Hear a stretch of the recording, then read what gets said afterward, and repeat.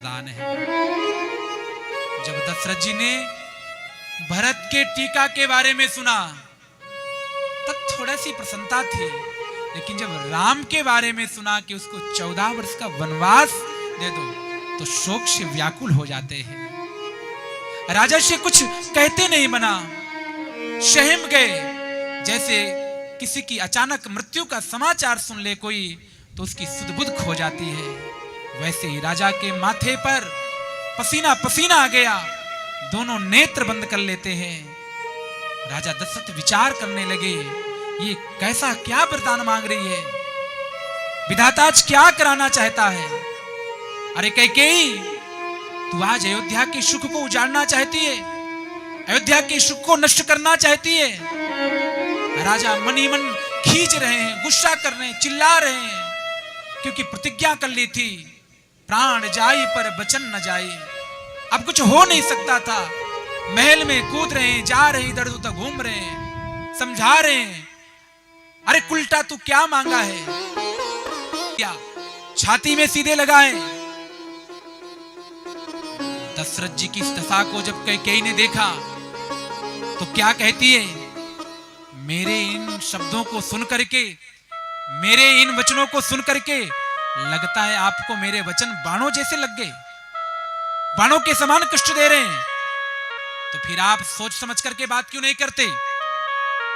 आपने क्यों कहा था कि जो मांगोगी वो दूंगा, और अब जब आपने कहा देने के लिए, हां किया है तो दीजिए ना फिर, क्योंकि आप सत्य प्रतिज्ञ रघुवंश की वंश परंपरा में आते हैं। जो आपने कहा है वो दीजिए। तब दशरथ जी कहते हैं, देवी मोरे भरत राम दुई आँखी, मोरे भरत राम दुई आँखी। भरत भी मुझे उतना ही प्रिय है जितना राम प्रिय है। ये राम और भरत तो मेरे दो आंख हैं, दो नेत्र हैं। सत्य कहूं कर शंकर साखी, मैं भगवान शिव की प्रतिज्ञा करके कहता हूं, बिल्कुल भी असत्य नहीं कहता, बिल्कुल भी झूठ नहीं बोलता।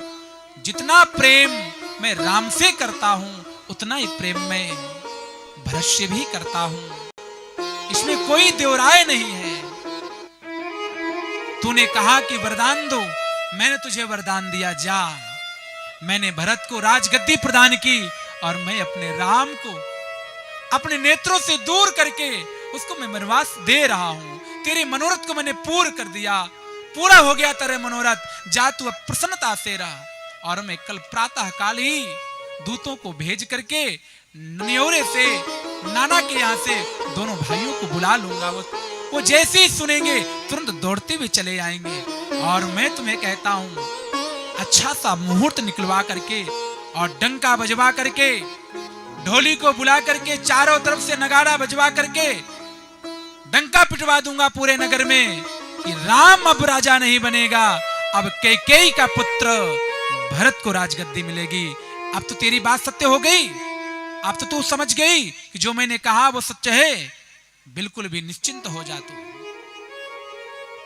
दशरथ जी रो रहे हैं, चिल्ला रहे हैं, और मैं राम की 100 बार सौगंध खा करके कहता हूं कि तू कभी कौशल्या के ऊपर कलंक मत लगाना, कि कौशल्या ने तुझे कहा था कि राम को राजगद्दी दो। कौशल्या ने मुझे कभी कुछ नहीं कहा है, ये मेरी अपनी बुद्धि थी कि मैं राम को राजगद्दी दूं। तो कौशल्या से कभी द्वेष मत रखना। कौशल्या ने मुझे कुछ आज तक नहीं कहा, उसने कभी अड़चन नहीं लगाया।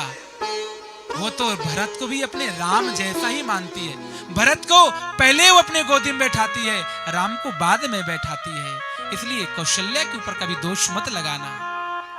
रानी, मछली चाहे बिना पानी के भी जीती रहे, सांप चाहे बिना मणि के भी दुखी होकर के जीता रहे, लेकिन मैं स्वभाव से कहता हूं, रानी सुन ले, तूने जो वरदान मांगा है ना, इस वरदान में मैं राम के बगैर नहीं जी सकता। मैं ये वरदान मेरे प्राण लेकर के जाएंगे।